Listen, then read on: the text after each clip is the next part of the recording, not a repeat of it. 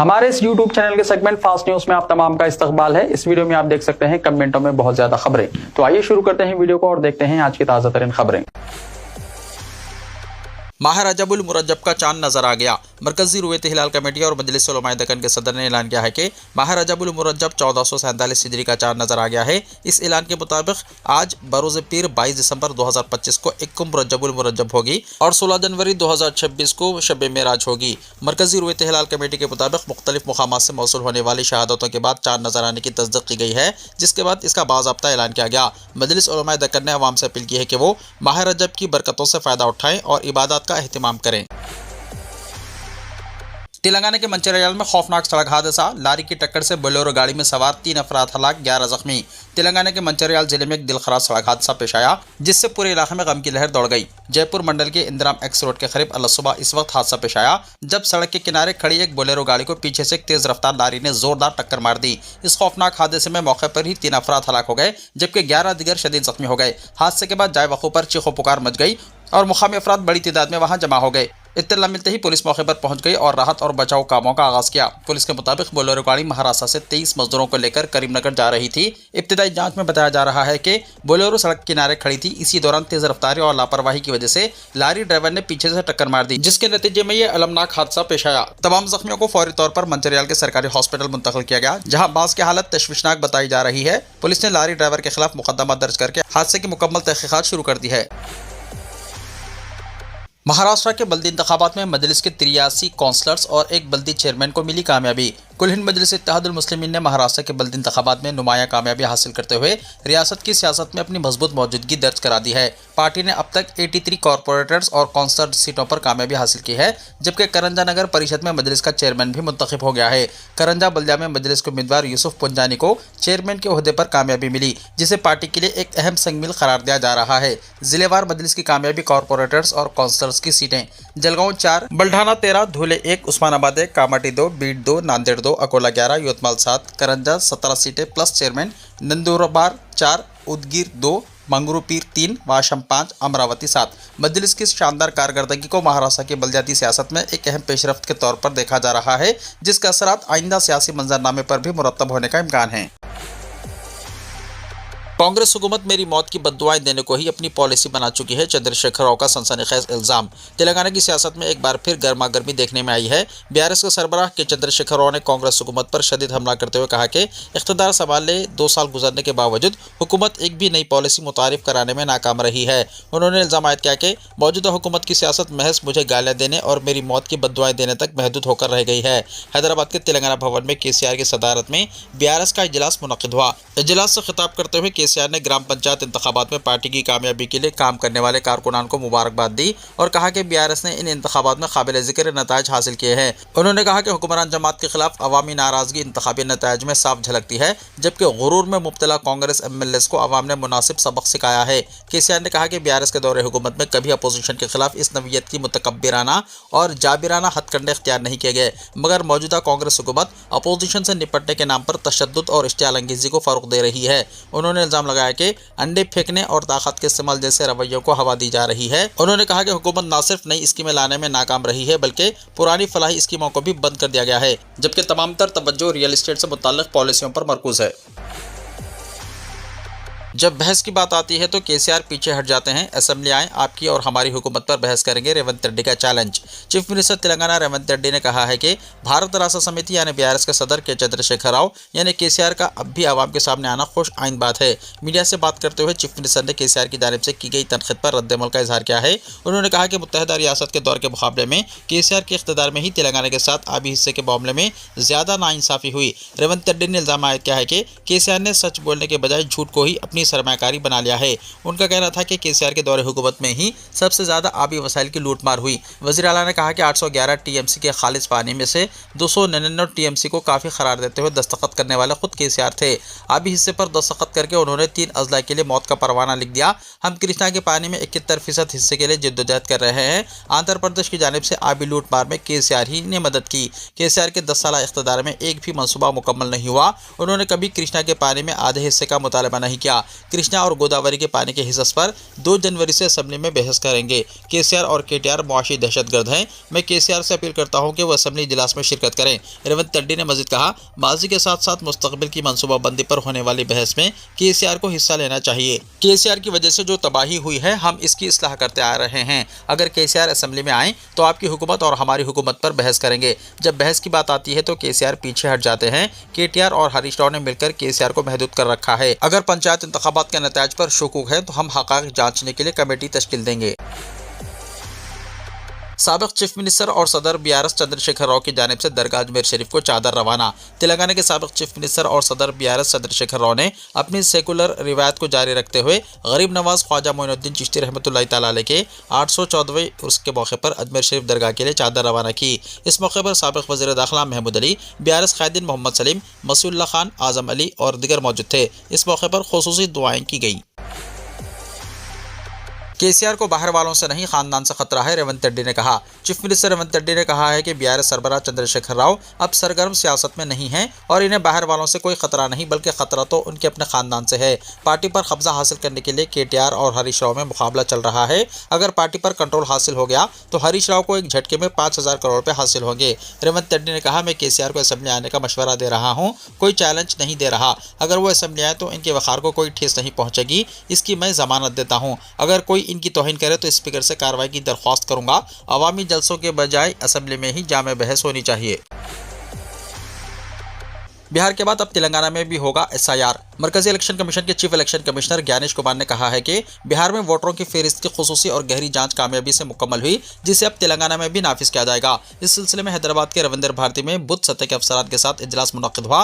उन्होंने कहा कि भारतीय इंतखाबी निज़ाम आलमी सतह पर रहनुमाई की हैसियत इख्तियार कर चुका है और बिहार में जांच के बाद 7 करोड़ 50 लाख वोटरों पर मुश्तमिल नई फहरिस्त पर कोई शिकायत मौसूल नहीं हुई। चीफ इलेक्शन कमिश्नर ने बताया कि तेलंगाना में एक बूथ ऑफिसर के जिम्मे औसतन 930 वोटर होते हैं, इसलिए दुरुस्त और शफाफ जांच इंतहाई जरूरी है। उन्होंने बुद्ध सतह के अफसरान को आइन के मजबूत सिपाही करार देते हुए इस अमल को कामयाब बनाने की अपील की। दरिंदा सिफत बाप ने कमसिन बेटे का कत्ल कर दिया। तेलंगाना के जिले मेदक में दिल दहला देने वाली वारदात। रियासत तेलंगाना के मेदक जिले में एक दिल दहला देने वाला वाक़या पेश आया है। अपने बेटे के बारे में शुबे की बुनियाद पर एक बाप ने अपने ही कमसिन बेटे को कत्ल कर दिया। यह अफसोसनाक वाक़या इतवार के रोज मेदक मंडल के पेद्दाबाई तांडा में पेश आया। मेदक रूरल पुलिस के मुताबिक पेद्दाबाई तांडा से ताल्लुक़ रखने वाले बदावत भास्कर की शादी 6 साल पहले इसी मंडल के गाँव के नौजवान खातून से हुई थी। मियाँ बीवी दोनों मजदूरी करके गुजर बसर करते थे और इनका एक 3 साला बेटा था। शोहर और बीवी के दरमियान अक्सर घरेलू झगड़े होते रहते थे। इसी दौरान जुमे के रोज भास्कर ने अपनी बीवी पर तशद्दुद किया, जिसके बाद वो मेदक सरकारी हॉस्पिटल में इलाज करवाकर अपने मायके चली गई। गुज़िश्ता 2 दिनों से बच्चा बाप के साथ ही था। पुलिस के मुताबिक बच्चे के बारे में भास्कर को ये शुबा था कि वो इसकी औलाद नहीं है। इसी शुबे की बुनियाद पर बाप ने इसे कत्ल कर दिया। इत्तला मिलने पर रूरल पुलिस ने बच्चे की लाश को पोस्टमार्टम के लिए मेदक एरिया हॉस्पिटल मुंतकिल किया। मुलजिम भास्कर को हिरासत में लेकर तफ्तीश की जा रही है। व्हाट्सएप इस्तेमाल करने वालों के लिए ज़रूरी इत्तला, मरकजी हुकूमत ने जारी की एडवाइजरी। मरकजी वजारत इलेक्ट्रॉनिक्स और टेक्नोलॉजी ने एक एडवाइजरी जारी की है, जिसमें कहा गया है कि घोस्ट पैरिंग नामी साइबर मुहिम को व्हाट्सएप अकाउंट्स को हाईजैक करने के लिए इस्तेमाल किया जा रहा है। वजारत ने कहा कि हाईजैकर्स व्हाट्सएप के डिवाइस से जुड़े फ्यूचर का गलत इस्तेमाल करके अकाउंट्स हाईजैक कर रहे हैं, जिसमें असल सारिफ की तरफ से तस्दीक की भी ज़रूरत नहीं होती। एडवाइजरी में मजीद कहा गया है कि इस मुहिम के तहत सबसे पहले निशाना बनाए जाने वाले सारिफ को हाई जैसा कोई पैगाम मौसूल होता है, इसलिए इस फोटो की किसी भरोसेमंद शख्स से तस्दीक की जानी चाहिए। वजारत ने लोगों से कहा कि वो मुश्तबा लिंक्स पर भी क्लिक ना करें और किसी भी सूरत में गैर मुल्की साइट्स पर अपना फ़ोन नंबर दर्ज ना करें। अपने डिवाइस की व्हाट्सएप सेटिंग की मुतवातिर जांच करते रहें और इस तरह की जालसाजी का शिकार बनने से महफूज रहें। तेलंगाना के 11 अजला में आज शदीद तरीन सर्दी की लहर। महकमे मौसमियात ने तेलंगाना के 11 अजला में 22 दिसंबर को सर्दी की लहर का इंतबाह जारी किया है। आवाम को सर्दी से महफूज रहने के इक़दामात पर तवज्जो देने की ख्वाहिश की गई है, क्योंकि माहिरीन मौसमियात के मुताबिक रियासत के 11 अजला में 22 दिसंबर को सर्दी की शदीद लहर रिकॉर्ड किए जाने का इम्कान है। बताया जाता है कि गुज़िश्ता 2 दिनों से जारी सर्दी की लहर के दौरान दोनों शहरों हैदराबाद और सिकंदराबाद के अलावा रियासत के 4 अजला में दर्जा हरारत में गिरावट रिकॉर्ड की गई थी। ताहम अब सर्दी की इस लहर में मजीद इजाफे के साथ यह सिलसिला 11 अजला तक फैल जाएगा। ज़रा के मुताबिक दोनों शहरों हैदराबाद और सिकंदराबाद के कई इलाकों में रात देर गए दर्जा हरारत 10 डिग्री से कम रिकॉर्ड किया जाने लगा है और गुज़िश्ता रात भी शहर के कई इलाकों में दर्जा हरारत में ज़बरदस्त गिरावट रिकॉर्ड की गई। महकमे मौसमियात की जानिब से जारी की गई पेशकशी के मुताबिक आइंदा हफ्ते के दौरान दर्जा हरारत में न सिर्फ गिरावट रिकॉर्ड किए जाने का इम्कान है, बल्कि सर्द लहरों का सिलसिला भी जारी रह सकता है। शहर हैदराबाद के मुख्तलिफ इलाकों बिलखुसूस नवाही और मुज़ाफ़ाती इलाकों में दर्जा हरारत में 2 डिग्री तक की गिरावट रिकॉर्ड किए जाने की इत्तला है। तेलंगाना डेवलपमेंट प्लानिंग सोसाइटी की जानिब से जारी की गई तफसीलात के मुताबिक तेलंगाना के 33 अजला में 14 ऐसे अजला की निशानदही की गई है जहां दर्जा हरारत मामूल से 2 डिग्री कम रिकॉर्ड किया जा रहा है और 21 और 22 दिसंबर को इन अजला में शदीद सर्दी की लहर रिकॉर्ड की गई थी। लेकिन 22 दिसंबर को 11 अजला में शदीद सर्दी की लहर रिकॉर्ड किए जाने के इम्कान है और इसमें आइंदा दिनों में इजाफे का भी खदशा जाहिर किया जा रहा है। महकमे मौसमियात की जानिब से जारी किए जाने वाले इंतबाह की बुनियाद पर महकमे सेहत की जानिब से भी इंतबाह जारी करने के अलावा शहरियों के लिए एडवाइजरी जारी करते हुए शदीद सर्दी की लहर के दौरान गर्म कपड़ों के इस्तेमाल और सर्दी से महफूज रहने के इक़दामात की ताकीद की जा रही है और माहिर डॉक्टर सर्दी की लहर के दौरान ग़िज़ा के दुरुस्त इस्तेमाल के जरिए क़ुव्वत मुदाफ़ियत को मुस्तहकम रखने का मशवरा दे रहे हैं।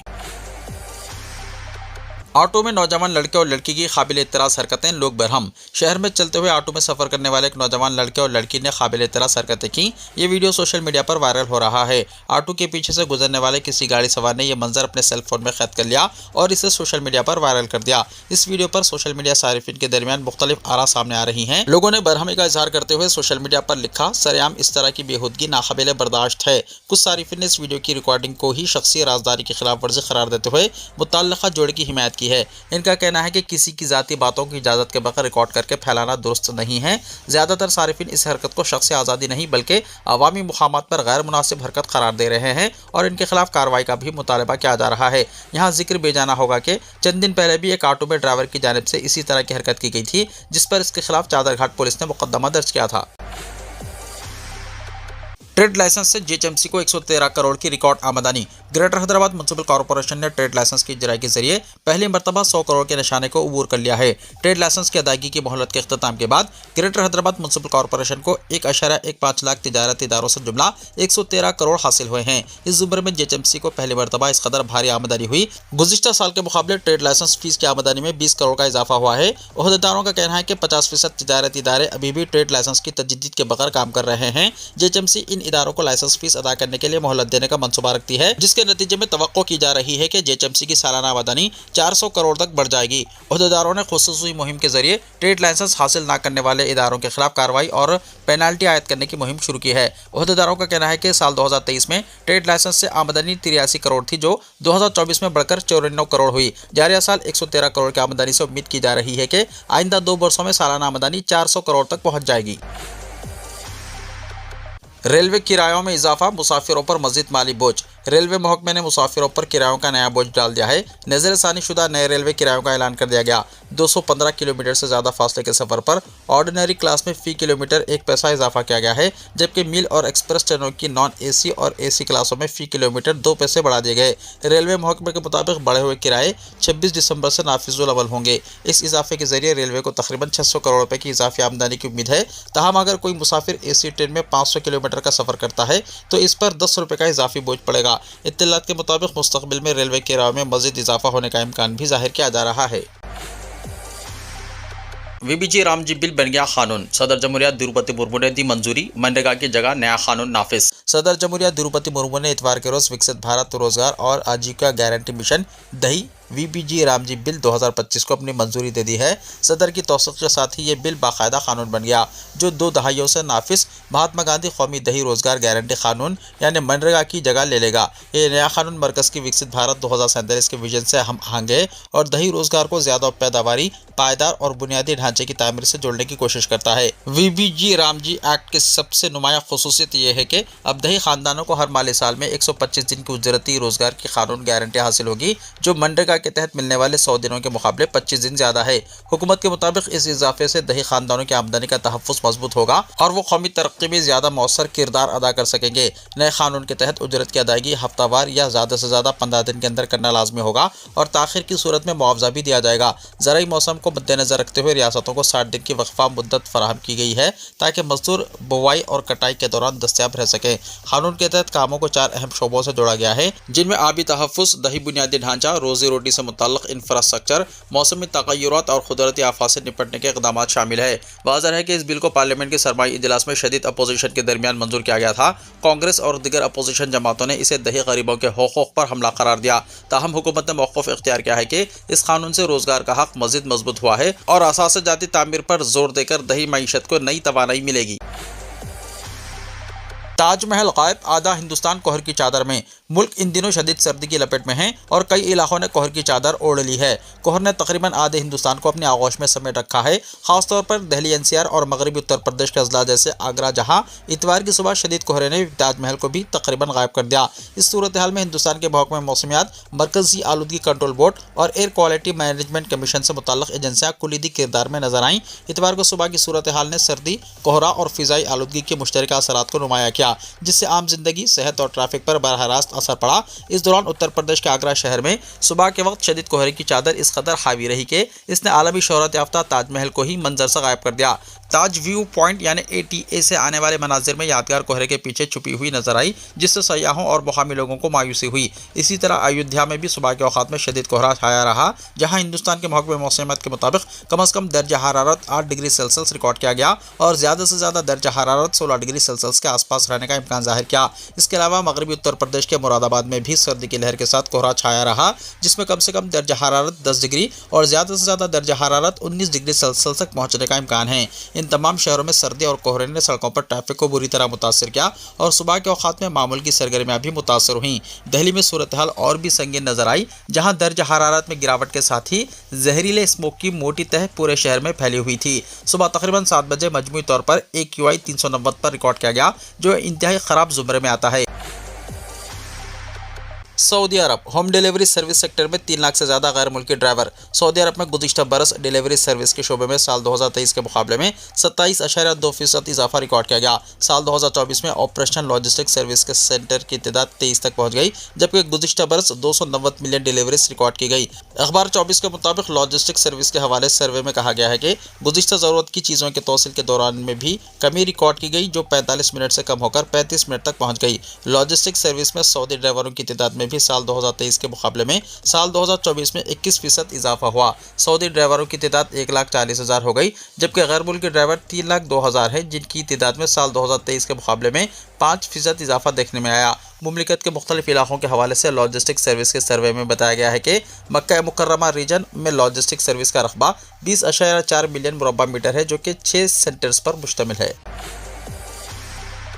एलन मस्क $700 अरब से ज़्यादा असासे वाले दुनिया के पहले शख्स। अमेरिकी सनतकार एलन मस्क $700 अरब अमेरिकी डॉलर से ज़्यादा असासे वाले दुनिया के पहले शख्स बन गए हैं। ये इत्तला फोर्ब्स मैगजीन ने दी है। डिलाइवर की अदालत उज़्मा के 2018 के टेस्ला स्टॉक ऑप्शन पैकेज को पहले मनसूख करने वाली निचली अदालत के फैसले को पलटने के बाद एलन मस्क की दौलत में नुमाया इजाफा हुआ है, जिसकी मालियत अब $139 अरब है। फोर्ब्स के मुताबिक इस फैसले के खिलाफ कामयाब अपील के बाद एलन मस्क की मजमूई दौलत रिकॉर्ड सतह पर पहुँचकर $749 अरब अमेरिकी डॉलर हो गई है। मैगजीन ने इससे पहले मुस्क को 600 अरब अमेरिकी डॉलर से ज़्यादा दौलत रखने वाला पहला शख्स करार दिया था, जब स्पेस एक्स ने IPO का ऐलान किया, जिसमें कंपनी की मालियत 800 अरब अमेरिकी डॉलर बताई गई थी। हाल ही में मार्च 2020 तक एलन मस्क की मजमूई दौलत का तखमीना 24.6 अरब अमेरिकी डॉलर लगाया गया था। जनवरी 2021 में वो दुनिया के अमीर तरीन शख्स बन गए। इसी साल उन्होंने 300 अरब डॉलर की हद उबूर की, जबकि 2024 में इनकी दौलत बढ़कर 500 अरब डॉलर से भी ज्यादा हो गई। एलन मस्क के अलावा ओरेकल के शरीक बानी लैरी एलेंसन की मजमूई दौलत भी 400 अरब डॉलर के हिस्से तक पहुंच चुकी है।